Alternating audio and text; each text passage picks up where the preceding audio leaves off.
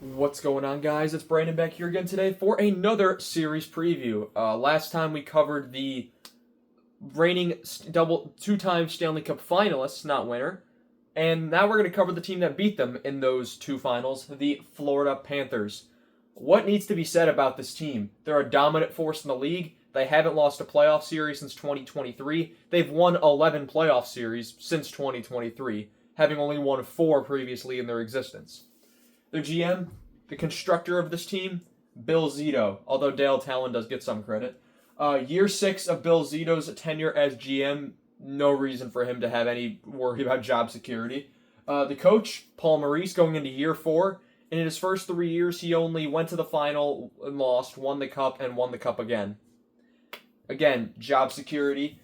And if you look at this group, not a lot has changed over the last couple years in terms of personnel. We'll start off with the forward group. Carter Verhaeghe leads the left wing side, $7 million until 2033. Alexander Barkov, $10 million until 2030. And Sam Reinhart, $8.625 million until 2032. Solidify that top line. And those cap hits, as well as that term on these players, almost every player on this team, not almost every player, the core of this team, every single one of them is locked up to 2030 and beyond, pretty much. It's kind of incredible how well the money was spent in Florida.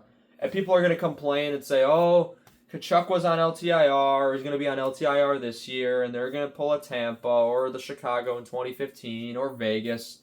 Truth be told, there's nothing wrong with it. You still got to play without those players the entire time. And when they're important players in your lineup, you got to do what you got to do. Second line. Jesper Boqvist will be on that second line according to Puckpedia, $1.5 million until 2027. Sam Bennett was kept by Florida, the reigning Conn Smythe winner, $8 million until 2033. Evan Rodriguez, $3 million until 2027. On the third line, and what a third line, Luosterainen, $3 million until 2027. Anton Lundell, $5 million until 2030. Brad Marchand sticks around as well, $5.25 until 2031. That is a 6-year deal Marchand is given. Oh, by the way, he's 37. I believe he could play till he's 43. On the fourth line, you have AJ Greer, $850,000 for this season.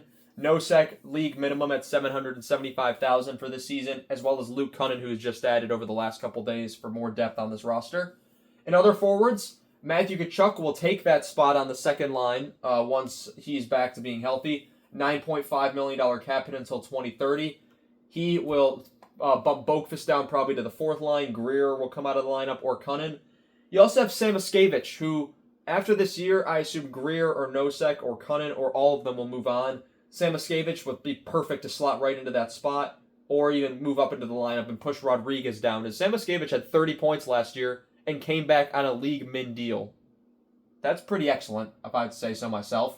You also have Gadjevich, Foote, Studnicka, Atwhistle, all guys who could fill in on as depth in that forward group. Excellent forward group all around, and brilliant job by Bill Zito to really put this team together. He's the one been giving out most of these contracts.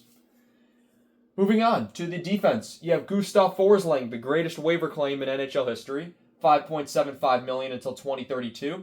Aaron Ekblad, another unrestricted free agent that ends up sticking around in Florida, $6.1 million until 2033. He gets the 8-year extension. Nico Mikkola is the next big free agent this team has, $2.5 million until 2026. He's going to be looking for a raise as a top 4 defenseman. And there is money to possibly re-sign him. We'll get into the money in a little bit. Seth Jones, who came over from Chicago at the deadline, $7 million cap hit until 2030 as Chicago retained $2.5 million. Then you have Kulikov on the third pair with a $1.15 million cap hit until 2028. And Jeff Petrie replaces Nate Schmidt on that third pair, a league min deal until 2026. Depth on the blue line, you have Balinskins, you have Bjornfoot, and you have Benning. Balinskis could fill into any of those spots. Pretty solid decor all around as well. And net, you have Sergei Bobrovsky. Enough said. $10 million cap hit for only one more season. It's hard to believe that contract is coming to an end. Presumably, he stays in Florida and at a less cap hit, allowing you to spend money to keep guys like Mikkola or sign another name in the next offseason. They also traded for Daniil Tarasov from Columbus, $1.05 million cap hit until 2026 as well. And for goaltending depth, you also have Brandon Bussey. No problems there. So, in short, the additions, Cunnin, Petrie, Tarasov. Subtractions, they lost their backup goaltender in Vanacek. Nate Schmidt goes to Utah. Nico Sturm, I believe. Did he sign anywhere? I feel like he did, but I don't remember. Magna, Asplund, Puljujärvi, and Sordov is traded to Washington. So not a lot of major losses. Schmidt's the only one that could hurt them, really. Schmidt had a good run in the playoffs as well. But I believe Petrie could fill in that role that Schmidt has, no problem, and at a less cap hit. This team has had the most, kind of like Carolina, the most sustained period of success under this current regime. 2019-20, they go 35, 26, and 8, 78 points, 19th in the league, but because of the bubble playoffs they get in, they play the Islanders in the qualifying round, and they lose in 3-1. 2020-21, this team really develops, of course, after Dale Talon is fired. 37, 14, and 5, 79 points for 4th in the league. They lose in the first round because they played Tampa, and Tampa kind of has their number at this point. And that's the first meeting of the Battle of Florida. But overall, it's a 4-2 series win for Tampa. 21-22, President's Trophy winners. And I called that before the season. 58, 18, and 6, 122 points, fantastic record. First in the league. They beat Washington in round 1 to win their first series since 96. And then they get swept by Tampa in round 2. So Battle of Tampa, kind of only one-sided at this point. Or Battle of Tampa, Battle of Florida. 22-23, this team falls off by 30 points. 42, 32, and 8, 92 points. 17th in the league, so below the halfway mark, but they get into the playoffs on the last couple days of the season, thanks to the Blackhawks beating Pittsburgh. And they go on a run. They beat the greatest regular season team in NHL history in the 2023 Boston Bruins. They come back from 3-1 down there. They beat the Leafs in 5, and then they beat Carolina in 4 straight before they go to the final and lose to Vegas in 5.